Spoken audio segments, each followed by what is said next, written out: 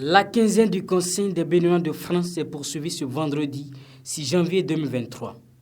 La première étape de cette journée a été marquée par une audience à l'annexe du ministère des Affaires étrangères et de la coopération. À cette rencontre, le Conseil des Béninois de France et l'Association des ambassadeurs et ministres plénipotentiaires du Bénin à la retraite ont procédé à la signature d'une donation. Cette association pourrait permettre de mettre de l'huile dans les rouages. Parce que nous sommes de l'autre côté des océans. Pour pouvoir interagir avec ceux qui sont ici, c'est parfois compliqué. Eux, ayant exercé aussi une partie de leur vie de l'autre côté des océans, ils nous connaissent. Donc, ils peuvent parfois être nos intermédiaires. On peut passer par eux, surtout qu'ils sont à la retraite. Et qu'éventuellement, lorsqu'on aurait des difficultés pour faire avancer certains dossiers, on pourrait les solliciter. Ça peut être le début de cela, on verra bien. Le but de cette signature se veut plus clair. Nous sommes une association qui avons des objectifs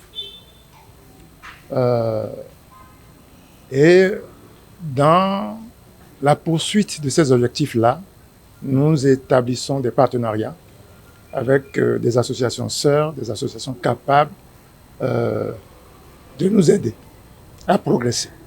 Et donc nous échangeons et nous partageons des idées et tout ce que nous pouvons partager. Nous partageons avec ces associations sœurs-là. La deuxième étape a été consacrée aux échanges avec la présidente de l'association Kimper Leglo au collège d'enseignement général et à l'école primaire publique de Yokbo Centre dans la commune de Zé. Au cours de cette séance, Pélagie Atankhleto Triché a procédé à la présentation des réalisations dans ces établissements.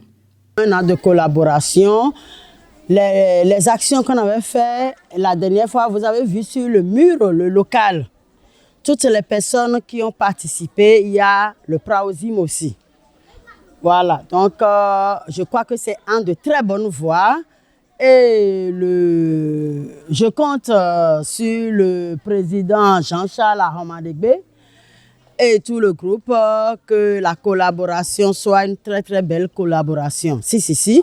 Et je les remercie. En plus, c'est pas eux qui m'ont suivi l'année dernière, mais ils ont eu la gentillesse, cette portée de cœur à venir ici visiter les actions. C'est beaucoup louable de leur part et je les remercie.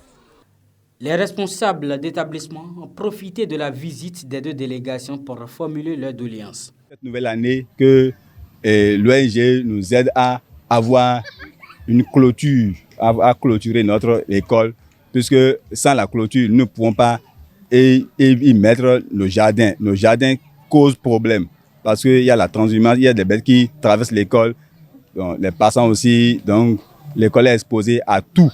Donc si on arrivait à nous mettre la clôture, je crois que l'école va revivre et reconnaître ses lettres de noblesse.